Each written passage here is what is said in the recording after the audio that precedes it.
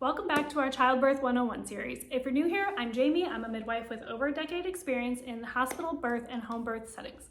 I've seen a lot and I'm here to educate you for what to expect. Today we're going to be discussing signs your baby is considering evicting themselves soon. So what does that mean? That means signs your body is giving to let you know that it is preparing for labor. Now, not everybody is the same, and some people may experience all of these symptoms and some people might not notice any of them. Don't start to question yourself. If you don't notice any of these things, that doesn't mean your body is incapable of giving birth. So if you're a first-time parent, it may be that you don't notice anything happening until it is time for labor to begin. Some of these things may be kind of subtle. Some may just be some diarrhea or some loose bowels, which, let's be honest, that can happen periodically. But it is often the body's way of clearing out and preparing for birth, right? Like your body wants to empty your bowels because that makes more room for the baby to move lower in your pelvis. Your body may lose chunks of mucus or honestly an entire glob of mucus, but that doesn't necessarily mean that labor is around the corner. In my experience, I have had people let me know that they had been losing mucus for weeks and even a month or two before they ended up giving birth. If you notice the mucus is a little bit discolored, like a brownish color or bright red, that is actually a better indicator that labor is probably happening soon, because that discoloration is typically a sign that your cervix is starting to change. That being said, if you're seeing a little bit of pink or red discharge, even without mucus, same thing. I would say 95% of the time, if somebody texts me that they are seeing some discharge that's pink or red, it is usually about a 24-hour window before labor starts. So that's usually a good sign labor's coming. Now, this does not always apply, because if you went to your doctor or midwife and you had a vaginal exam, that probably irritated your cervix, and that could cause some bleeding and even some cramping or discomfort or contractions that may very well fizzle out. If you've had a membrane sweep, which is something a doctor may or may not offer towards the end of pregnancy to encourage labor to come on sooner, and we will do another video about that because that's a whole different topic on its own, that may lead to some contractions that could lead to labor or could very well fizzle out. If you've had a baby before, if you've had multiple babies before, you are more likely to experience more Braxton Hicks or false contractions or prodromal labor, basically contractions that are not causing cervical change or not increasing in intensity and don't lead to labor. These can be maddening. Oh my goodness. They will mess with your mental health in a way that you would never expect. I have noticed in my experience that there are certain things that will cause everyone's uterus to act up a little bit, and that would be weather changes, whether it's a storm coming in, a shift in temperature, a cold snap, tornadoes, hurricanes, blizzards. I've seen it all, and I've seen the babies that they bring, but often they will cause contractions that may not lead to anything. Notoriously, it is full moons and new moons that will do this.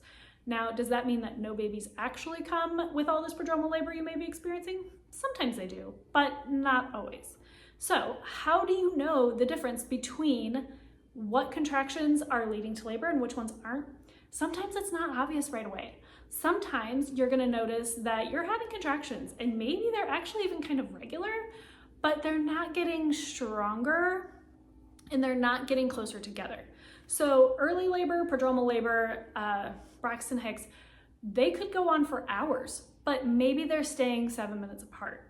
Or maybe they're all over the place. They could be short, like 20 seconds, or they could be 1.5 minutes to 2 minutes long. Some of the things that cause these types of contractions that don't lead to labor, the number one thing, dehydration. Sometimes it's being more active than normal. If you've just been on your feet all day, running around, working, sometimes that's gonna kick up contractions that really are not gonna produce anything except for a pain in your, well, pick your options, your back, your butt. Just mentally infuriating. Another thing, of course, we mentioned doing a membrane strip, that will also cause contractions that may or may not lead to anything. An additional thing that may cause contractions is the baby being in kind of a funny position. Now, it doesn't necessarily mean the baby's like breech or like sideways, but if they're just like a little off, your body may contract to try to kind of encourage them to be in a good position. there are some things that can be done to help get the baby in a good position. If you're curious, I'll write it down below in the comments, so click there. Last but not least, the biggest tell to me is if somebody tells me that they have been more emotional than usual. Now, I'm sure during pregnancy, it has been a roller coaster of emotions for various reasons, but it's the thing that you just really don't expect to lose your ever-loving mind over.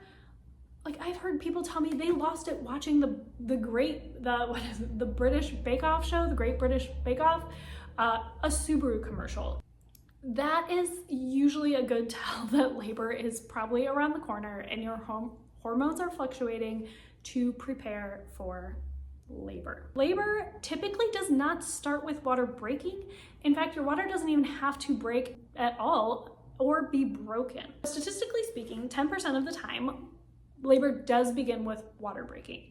So it may be like a gush, like a big dramatic gush, or hey, maybe I peed myself. Sometimes, I'm gonna be honest, maybe you did pee yourself. It happens, all right? It could also just be like a trickle that you're like, hey, I've just noticed I'm kind of leaky, and it's not always dramatic. Now, it's normal to have a bunch of extra discharge at the end of pregnancy, or who are we kidding, throughout the entire pregnancy.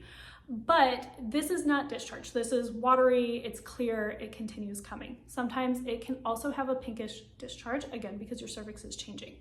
Now, even though it's about 10% of women who experience this, labor doesn't always necessarily start right away.